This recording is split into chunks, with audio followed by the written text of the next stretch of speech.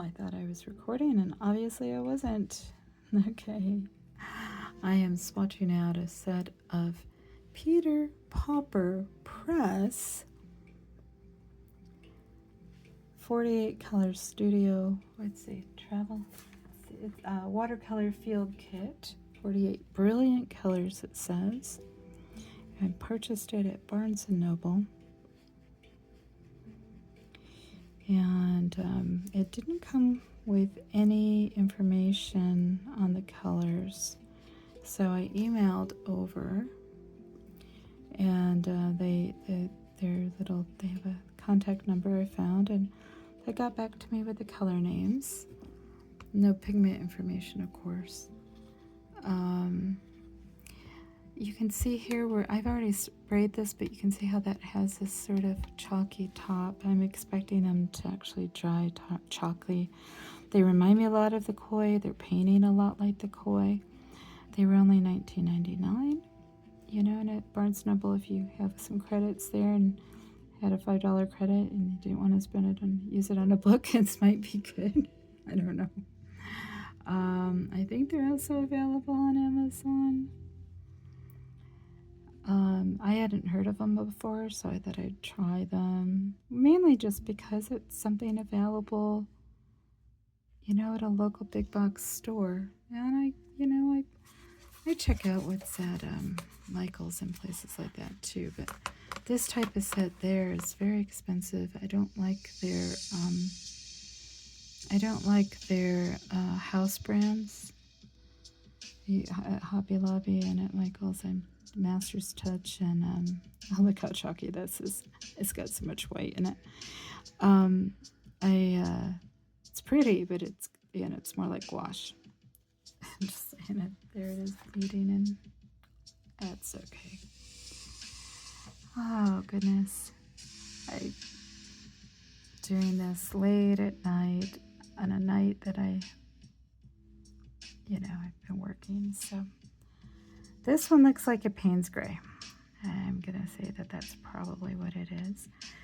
Anyway, so I actually emailed them and said, hey, can you tell me the color names?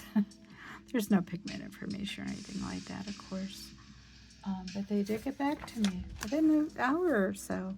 And they're in Brooklyn, New York. And they said, hey, here's your colors. They gave me a list. And they said, this kit falls between student grade and artist quality, more closely leaning toward artist quality. And I'm like, oh, okay. And this is what the box looks like. Had I been recording at the beginning of the video like I was supposed to have been. There you go. And it has an additional little palette, just like the koi set, that can hook onto the side or onto the front. And it comes with a water brush. It actually looks good. But there it is, $19.99. Barnes & Noble. And I just happened to be over there. They have an art set. When did they start carrying that? I knew that they have supplies for journaling. And I know that. But I was like, oh. And then came with a little instruction kit. How to fill the aqua brush, how to use it, and some painting tips. Anyway, not a lot of information in there. But as I spritzed this down, and as you can see, they are drying quickly. It's a very thirsty medium. These were all bright and shiny there a little bit ago, and now they're all chalky on top. Remind me a lot of the koi, so which I find a little on the chalky side, but the koi might be better. But I thought I'd try them just to see. It's like, well, what's available? If I were someplace and I impulse buy or something. This is an impulse buy for me. But I say I didn't have any, and I wanted to make some art, and I'm really thinking about this. And look, they have an art set. Look, it has all these colors. Is it any good? And can you make any art with this? That's kind of what I'm wondering. And it's not, for $20, 48 colors, That's about less than 50 cents a color. There's some granulation going on in here. There's some interesting stuff suddenly. Okay, I wonder if there's black or something going on in there. Of course, there's no pigment information, so I'll show you a close-up of these a little bit. And you know, I've done cheap sets before, obviously, and I've got a grabby set. That's kind of fun. You know, sometimes it can be fun. You just play with them and see what you can make out of a cheap set, not worrying about wasting paints and just playing, and just, you know, in a journal, or, you know, piece of paper on the side, and or you're making cards for Christmas. And these do have some flow. That's kind of nice. I just wish I knew what that chalky binder was. And again, I'm painting on 100% cotton, paper. I wanted to give them a chance. I really rarely paint anything else. I get really irritated with some of the other papers, even good cellulose. It's just really irritating sometimes.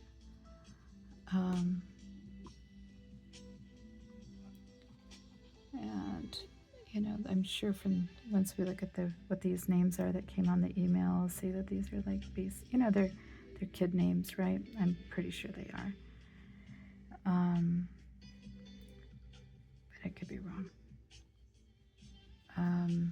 I noticed that Artistro, their set of, is it 48 or 50, used to have regular names, like, you know, that you could recognize if you were following a video on how to, on a painting. And now they changed, you know, like a certain kind of orange is now pumpkin, and a certain kind of brown is now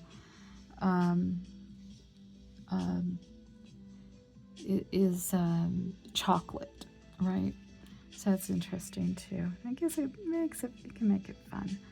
I think that, you know, for me, you know, I'm 62 and I'm rediscovering my love of watercoloring and just playing. And this whole thing, you know, it started doing crafts for the grandkids. My daughter and we got, I don't know, there's some paints that were, of all things, on clearance over at Hobby Lobby that we pulled out to do a craft. Yeah, they were literally, I think it was like 50 cents for 6, and there were 2 packs of 6. They were from some sort of kit and had been separated, I think. Well, they were gouache, and they were amazing. Just saying, really interesting. And they just got me going. And I was like, well, you know, I really enjoyed this. We had a blast, and we made some really nice art. And the kids who are, you know, 7 they were doing some things. I'm like, wow, you know, it's like seeing kids do sophisticated art. You know, things I wouldn't have thought of. And like, boy, they're just so creative, and it's just so much fun. And that's my reason. I just have to do this. You know, I've got to do it for myself. And then I realized, well, you know, my daughter was saying, Mom, you're so good at doing this with us. Why don't you, maybe we'll try, you know, maybe do some videos. Maybe somebody else might enjoy it too. And you might encourage somebody else to find, you know, some of the peace and joy that you find. And I do. This is very peaceful for me, and it sets me apart. It's a type of meditation, I suppose. It's part of you know, my gratitude even for, you know, working a 9-to-5 job that is, you know, I went to school for art and ended up doing business, and I'm working in the government and accounting. There you go. And it's a very good career. I'm very blessed. But boy, it wasn't what I had planned. Do I love it? I'm good at it. How's that? I love the people that I work with. I'm lucky that way right now. It could be, you know, I've had situations where I didn't like them so much, but yep, I'm very blessed that way, and I can't. But you know what? I've got a ways before I'll ever be able to retire. You know, the way the economy is, the way my bills and obligations are, And I realized that I shouldn't be waiting until I retire to do some of the things I love. So I'm doing it as a hobby on the side and fitting it in as I can. And I hope others can too.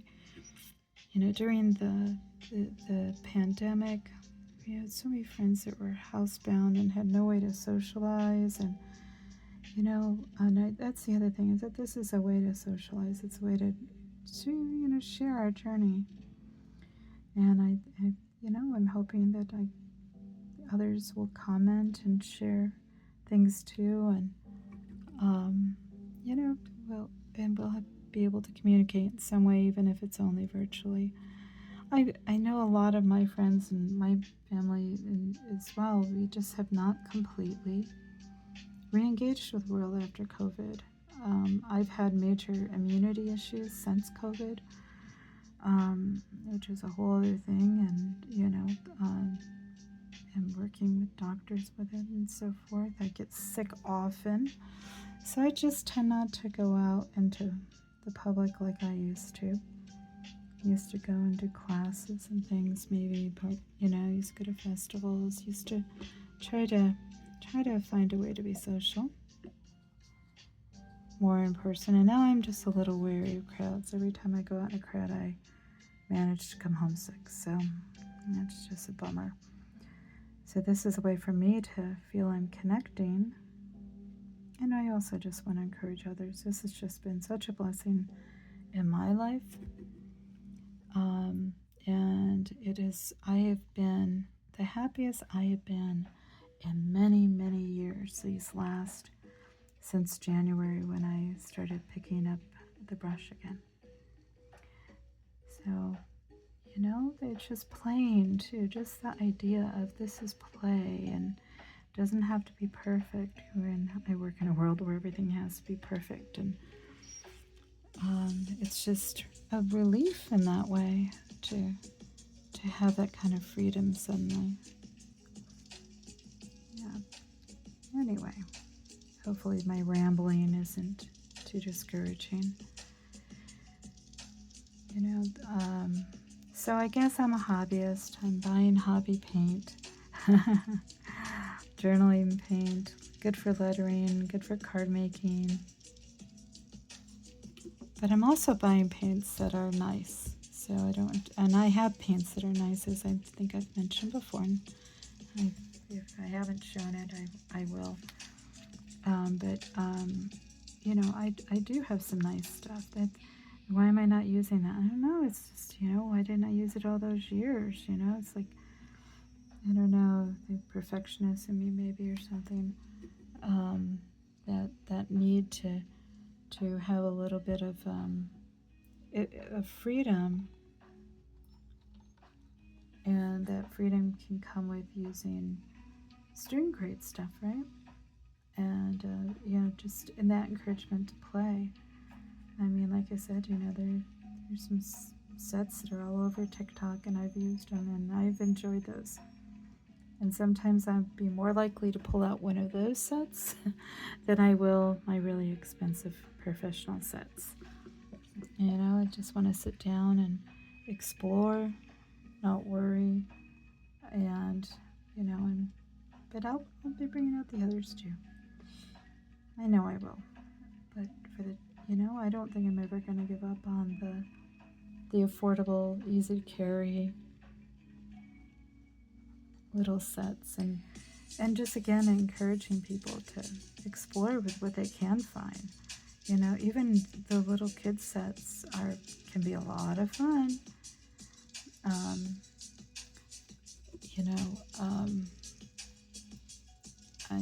I just think that it's important not to get too hung up on, I got to get the best quality of this before I can start. Don't do that to yourself. Dig around in a drawer and you might find that, or your old craft box, you might find even crayons, it's just saying. I've done some nice artwork with crayons. I've brought out those old watercolor crayons at times and made some interesting things, and they've been amazing for Christmas gifts. And at the same time, I've brought out my professionals, and every once in a while, once a year, maybe I'll paint something, right? All these years. But and remind myself, oh yeah, I love that. But oh, it can be really painful to start and stop because, not having time, other obligations, illness, or other things. This is something that, with a little notebook, a little sketchbook of watercolor paper, and a little, even that doesn't have to be super expensive. And a little set of paints like this, and if you were, bedbound for some reason, recovering from an illness, um, you'd be able to do something with this. You'd be able to enjoy yourself. You see what it's supposed to be? It's like a reddish brown, like a brick brown. I'm liking these better as they dry, but they definitely do look matte, which I believe is what some people call chalky. But there can be, there's a whole tradition of matte style, opaque style watercolors. Of course, Eastern watercolors have a tendency toward that.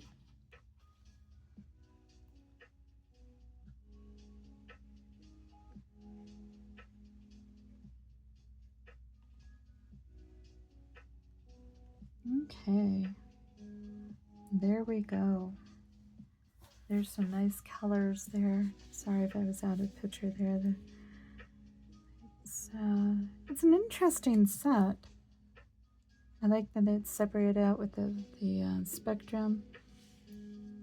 I like some of these colors have some granulation. That's kind of nice. So I can kind of guess what they are, what their composition is. But yeah, there's, let me get a little bit of a paper towel here. And I'll be careful of the colors that are still wet, but I'm just kind of curious about these colors if I rub them. See, there's some of that pigment is coming up. So I wouldn't call that an artist set. But, they did try to give you a full spectrum of colors, and I bet we could have some fun with these.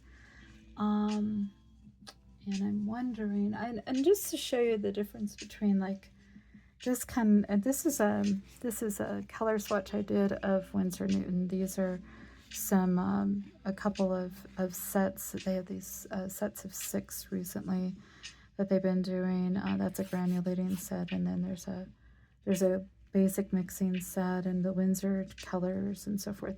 But you can see how bright and clear and beautiful. Nothing rubs off on these, and these, by contrast, may seem a bit cloudy. And again, that's what I'm remembering of my koi. I haven't brought my kois out in a long time. I have them in a drawer. Even those I didn't play with. I don't know why. But at the same time, I bet we could have some fun with this paper. Yeah, or not the paper. The paper's good too. Or with the colors. And like I said, some of these are actually brighter up here.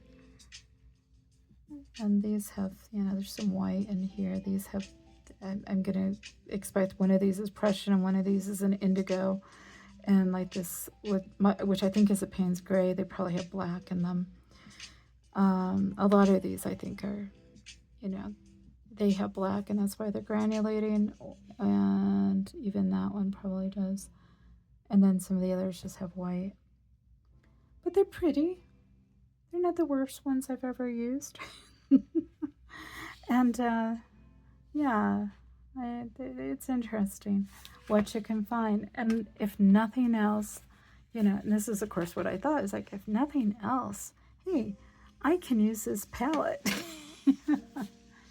And I think that that's, you know, we're artists, right? We make our own tools oftentimes, but this just lifts right up. Let me show you.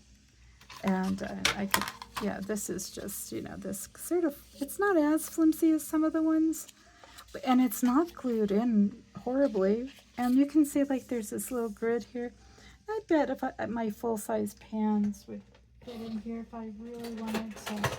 If I wanted to make a set out of this palette and use it for different paints, and if I were to put a bunch of these in here, I bet we can make it work somehow. Look at that. They're even going to sit in the grooves because they've got little magnets on them. Look at that. So, you know, again, it's multi-purpose. It's not going to be wasted. I'm going to use the paint. I'm going to play with this paint. I will paint something and I will share it. And I may even use the watercolor brush. I'm not fond of these.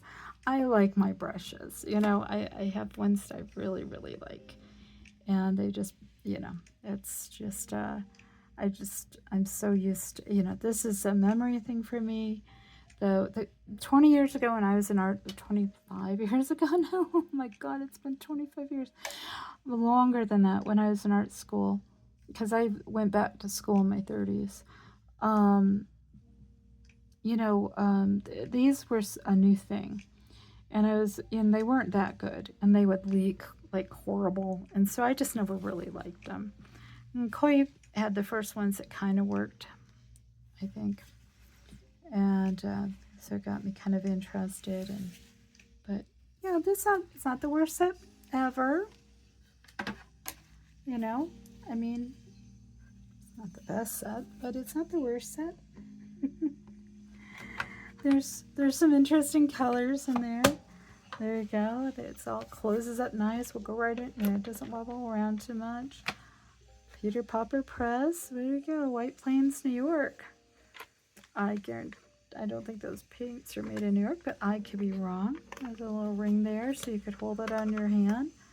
You know, again, and it does remind me just a whole lot, like I said, of the Koi, and the fact that this can, you know, you can set, one sec here. Sorry, I have arthritis in my hands. You could set this off to the side, right, and be painting. You can set this off in the front, which is probably what I would do. I could see cutting some paper and having it, let's see here if I can turn this, having it up on this section, you know, kind of like this, and then my mixing down here. I'm not sure how these would mix. Again, here, well, we can do a quick little mix. Let's pick this nice red that I thought was kind of nice. Let's pick what looks like a clear blue. And they are moving. This is also 100% cotton paper. Let's see, let's pick this kind of orangey red, orangey yellow, just to see what happens. I mean, there's some movement in there.